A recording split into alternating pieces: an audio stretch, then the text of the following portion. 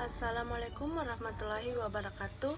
Perkenalkan, nama saya Anissa Asara. Saya dari jurusan Psikologi Pendidikan dan Bimbingan, Prodi Bimbingan dan Konseling Universitas Negeri Makassar angkatan 2018. Pada video kali ini saya akan menjelaskan tentang materi-materi dari kelompok mata kuliah asesmen.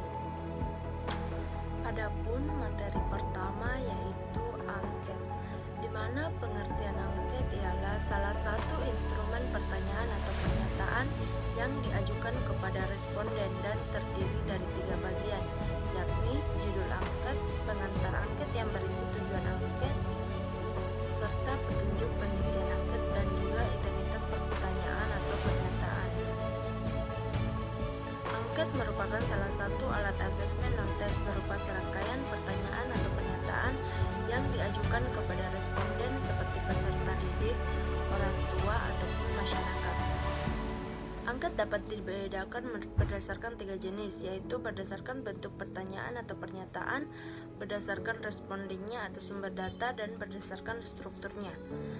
Adapun kelebihan-kelebihan yang dimiliki angket antara lain yaitu praktis, ekonomis, memudahkan tabulasi pada angket tertutup, dan mendapatkan jawaban yang luas pada angket terbuka. Adapun kelemahan angket diantaranya adalah responden sering tidak teliti dalam menjawab sehingga ada pertanyaan yang terlewati atau tidak dijawab, sulit untuk mendapat jaminan bahwa responden akan memberikan jawaban yang tepat. Materi yang kedua yaitu wawancara. Adapun pengertian dari wawancara yaitu suatu percakapan antara 2 orang atau lebih dan berlangsung antara narasumber dan pewawancara. Tujuan wawancara adalah untuk memperoleh informasi yang akurat dari narasumber dengan menyampaikan beberapa pertanyaan tertentu kepada narasumber.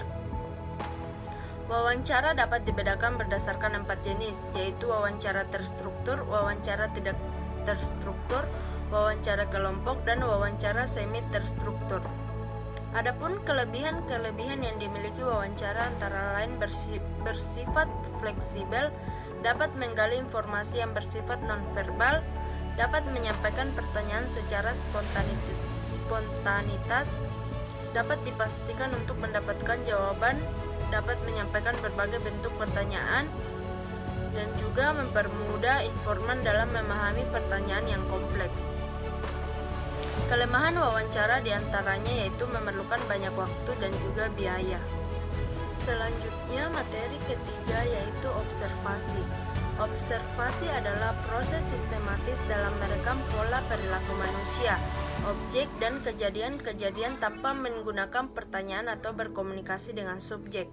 Proses tersebut mengubah fakta menjadi data. Istilah observasi diarahkan pada kegiatan memperhatikan secara akurat, mencatat fenomena yang muncul, dan mempertimbangkan hubungan antara aspek dalam fenomena tersebut. Observasi bertujuan untuk mendeskripsikan setting yang dipelajari, aktivitas-aktivitas yang berlangsung, orang-orang yang terlibat dalam aktivitas tersebut, dan makna kejadian yang dilihat dari perspektif mereka yang terlibat dalam kejadian yang diamati. Kelebihan teknik observasi terletak pada kemudahan mengakses setting. Metode observasi tidak mencolok atau tersamar, tidak menuntut interaksi langsung di depan partisipan. Selanjutnya materi yang kelima yaitu instrumen biografis. Kata biografis berasal dari bahasa Yunani yaitu bios yang berarti hidup dan grafin yang berarti tulis. Dengan kata lain, biografis merupakan tulisan tentang kehidupan seseorang. Biografi secara sederhana dapat dikatakan sebuah kisah riwayat hidup seseorang. Biografi dan autobiografi adalah alat pengumpul data dalam rangka program bimbingan di sekolah untuk mengetahui bagaimana perkembangan hidup murid tertentu secara menyeluruh dan garis besarnya. Tujuan biografis adalah agar konselor dapat memahami keadaan peserta didik yang berhubungan dengan minat, cita-cita, riwayat penyakit, dan pengalaman hidup. Juga mengungkap suatu kisah atau keterangan hidup peserta didik yang bersumber dari kisah nyata.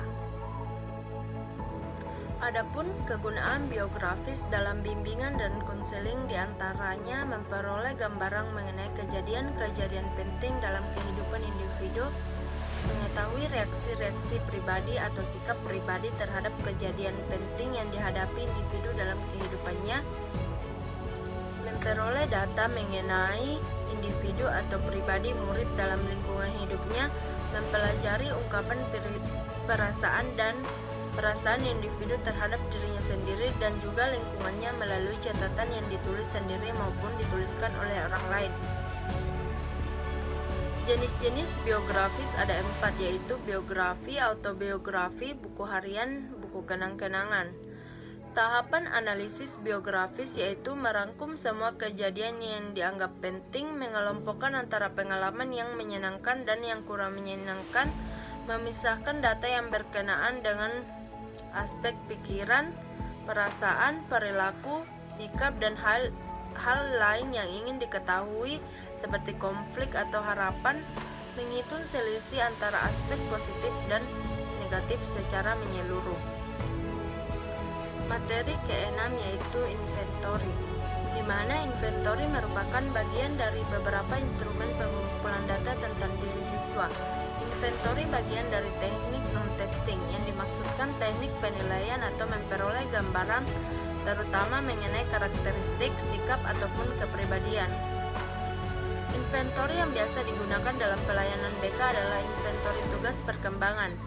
Adapun beberapa instrumen pengumpulan data yang dapat digunakan untuk memperoleh gambaran mengenai karakteristik, sikap, ataupun kepribadiannya diantaranya yaitu observasi, interview, angket, daftar cek masalah, autobiografi, kunjungan rumah, catatan anekdot, dan pedoman wawancara. Ditinjau dari segi diungkapnya data, maka sifat dari teknik ini adalah self-report, sebab individu dengan inventoris itu dapat menyatakan segala aspek-aspek kepribadian penyesuaiannya secara bebas. Adapun bentuk dari inventoris itu dapat berupa angket, checklist, atau rating scale. Dengan alat-alat ini diharapkan individu dapat menunjukkan bagaimana biasanya ia merasa, bagaimana ia bersikap, berbuat, dan juga mengerjakan sesuatu. Berdasarkan tujuan-tujuan itu, maka kita mengenal adanya berbagai jenis inventoris seperti personality inventoris, interest inventoris, dan juga attitude inventoris. Itulah tadi penjelasan secara ringkas materi-materi dari kelompok mata kuliah asesmen. Kurang dan lebihnya mohon dimaafkan. Assalamualaikum warahmatullahi wabarakatuh.